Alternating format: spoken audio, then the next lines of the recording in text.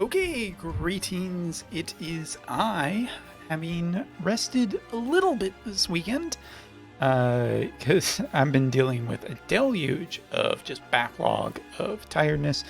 Here we are. We're going to be talking today about all of the character upgrades, the old character upgrades. For people who are curious, I'm also going to just remind you that the Final Fantasy character upgrades are not till next month, and they're not till May, I think, 9th or something like that. So, yeah, if you're wondering about those, yes, we already have the details. I've already talked about them. Waiting to see the numbers will be important for talking about synergies and everything like that. So, with that, I'm still thinking about this is about the FFBE characters that have gotten updated. So, let's dig right in.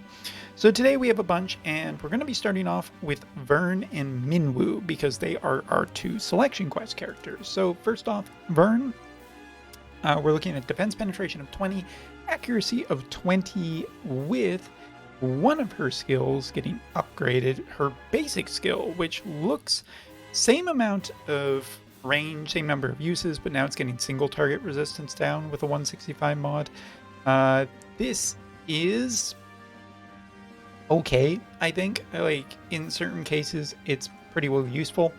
But let's talk about Minwu for a second. So Minwu is getting HP up of 15% and Spirit up by 10. As for the skill that she's getting increased, I do believe it is her fire attack boosting skill, because it's not her job level 25. I'm going to double check the name quickly.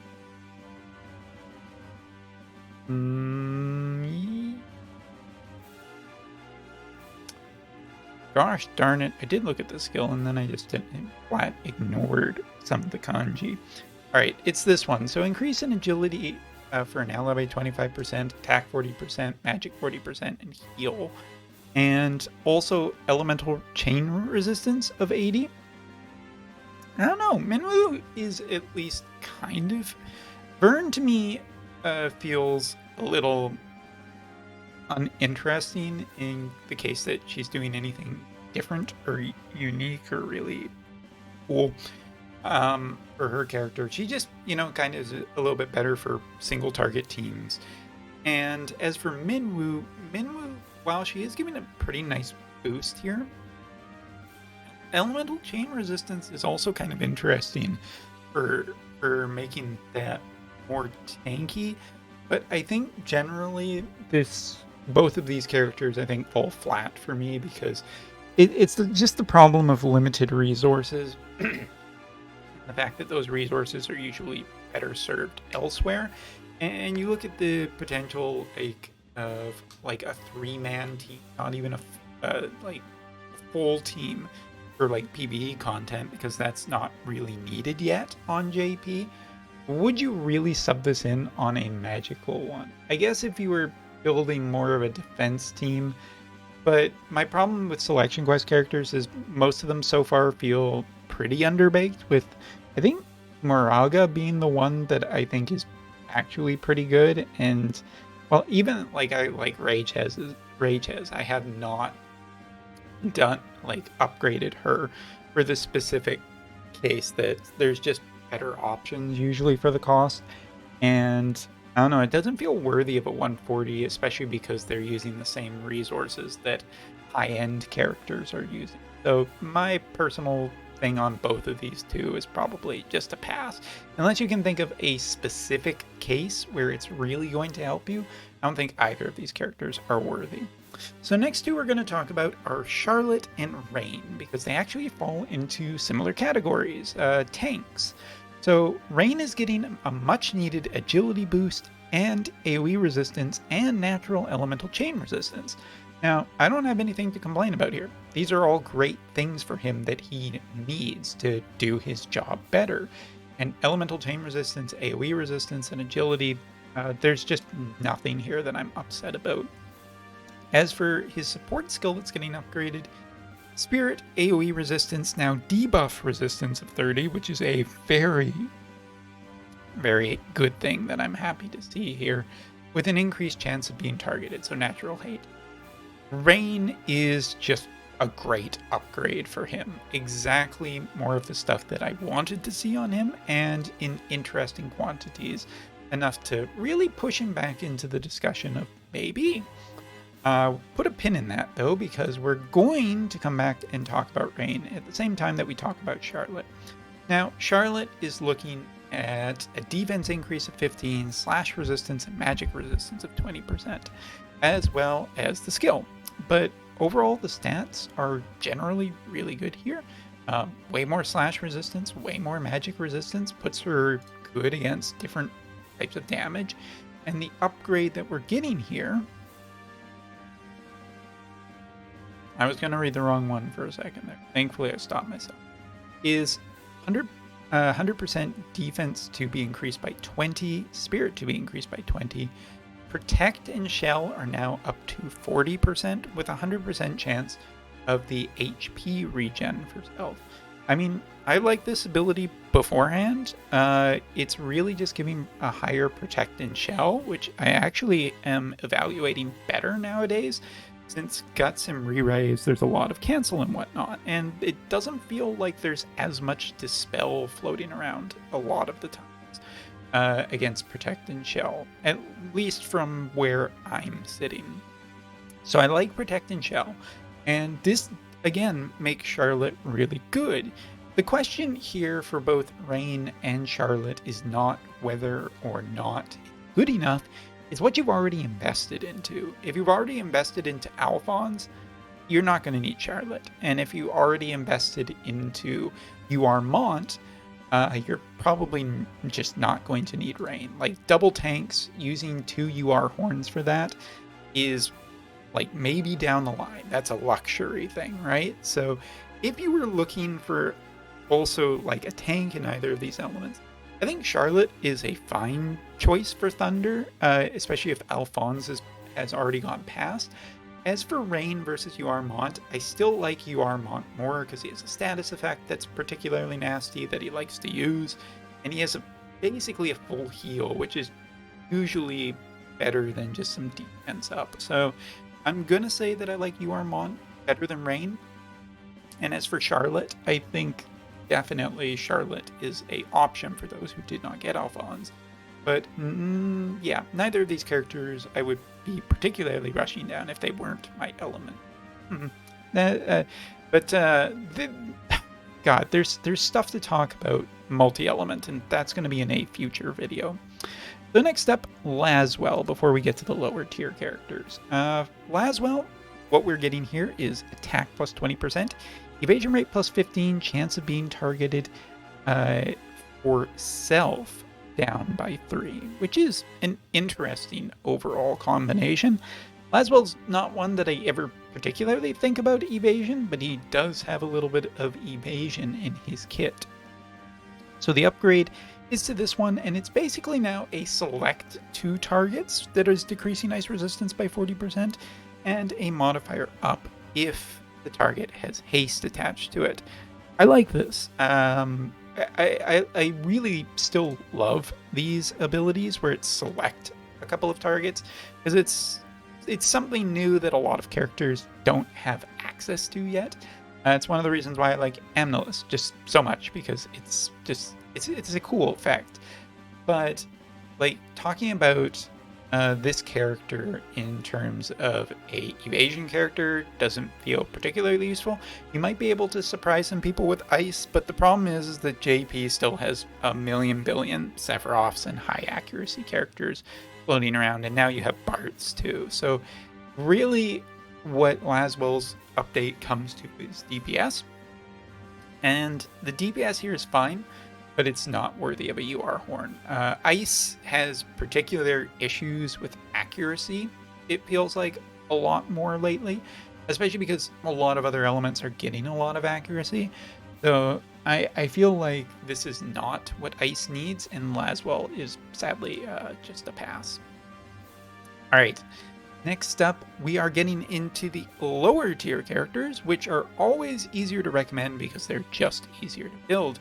Starting off with Fina, who is, a pretty pretty big healer and was in a lot of parties for a good amount of time, but so was Phoebe.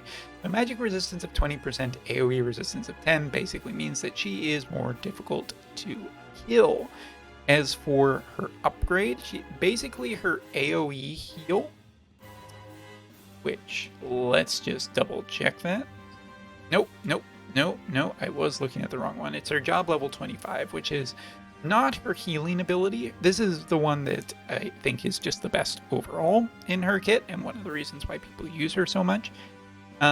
Taking a look here, reduce counter chance by 100 is the new additional effect, and I don't know, decreasing accuracy was nice on this ability, as it could be potentially used, but again, there's a lot of high accurate characters, so short of a limited cost one where you need healing, I don't think Fina is particularly bringing that much. But I guess one of the things is I would want really recommend just higher range so you can leverage getting rid of counters faster, but I'm not sure if her AI will really do that most of the time, and I am definitely not the one who is going to be testing it out. Alright, next up, Grace, another light elemental character who, up until now, tons of resistance. So now, skill activation time down by 200, spirit up by 15. Which, okay, alright. What? I hope it's not the counter. No, it's not. It is her job level 25, which increases spirit by 20 for 3 turns for allies. Spirit debuff by 100 for allies now, so that's been increased. Grants Shell and increases healing. So Shell, it's basically a complete anti-magic ability. Again, limited time if there's an entire mage meta, which does not exist on JP right now. This would be very valuable in a light elemental team, maybe with Barts, and well, cost 50, you'd have to cut costs somewhere else too, unless it was a 250 cost event. I don't know. Grace is going to gracefully bow out of my opinion of what is good. And last, but certainly not least, because she's not the least, Kadia is getting Earth Resistance and Dark Resistance of 15%, Healing Power of 15, which overall will improve her healing capabilities, which Cleric, White Mage, yeah, she's has some of those, right? Looking at what we are getting here. I'm just refreshing because I haven't seen this character in a while. So agility plus 12%, healing plus 20. She definitely has a lot of that. She has a fair amount of dark resistance. And we are getting her job level 25, which is same AoE, same distance, earth resistance, dark resistance for allies, defense debuff resistance of 100, and protect for 25. So kind of the opposite of Grace, but feels actually maybe better than Grace. I'm curious, because Kadia is, if it was just earth resistance, sure, against some of the earth elemental teams, it would be at least worthy of a consideration. But the problem is that, the better thing here is that it's also dark, and this might sound weird, but the reason why I left this to last is recently in a limited time guild event, my JP players, my JP guys, ended up going up against a Taurus level guild, which is basically one of the highest guilds in the entire game. And we lost horribly, and the entire team, I swear to you, was Raph, King Bradley, and one other character sort of thing. And it was just a flat out, we got walled kind of thing. So Kadia here isn't as bad as you might think, and actually is kind of relevant towards some top tier JP team, which is interesting. Kadia can potentially protect against dark elemental teams, giving wind a really strong chance against popular dark units, such as Raph and Sephiroth. Although, while she is here basically looking at more of a defense debuff, which would be more on the Sephiroth, make no mistake, Sephiroth is still very, very popular. So this is a really good one against Sephiroth, especially if properly built. I think that Kadia is, out of all of the characters today, probably one of my favorites, because I can see a place where she is very useful right now, in combination with maybe Lena, if her AI works properly. And with Flag Glassy, you might have a really interesting anti-dark team. Now, I'm not saying that Kadia is going to make or break, because Kadia also has to, deal damage and whatnot, and be generally good. And I mean, she does have Dispel debuffs for targets. She does have some other things. She does have White Mage. I don't know. This might... Nadia feels like the one who's actually relevant in the general meta discussion. But again, JP's coming up on a major meta shift. We'll see what Ferris looks like next week. We'll see if the Final Fantasy, the massive amount of Final Fantasy characters that are getting upgraded, will also push different characters into being particularly more relevant. So yeah, for now, I'm going to say that Kadia is my favorite. If we just go back and take a look at the general list of characters, Laswell is my definitive pass. Veln and Minwu, I don't think get there because they do use the same resources mostly, but I don't know, maybe there's a case for Minwu and Burn, and I'm just not seeing it. Charlotte, I actually think, is one of the only options for Thunder tanks in a lot of cases, so awesome. Really good. And Rain, just kind of edged out by UR mod. Fina and Grace, I don't think that there's enough of a reason, but some people have already heavily invested in Fina, so I'll keep an eye on that. As for Kadia, my favorite of the set, and that's basically all there is. So thank you so much for watching. Hope you enjoyed it. Take care, and see you next time.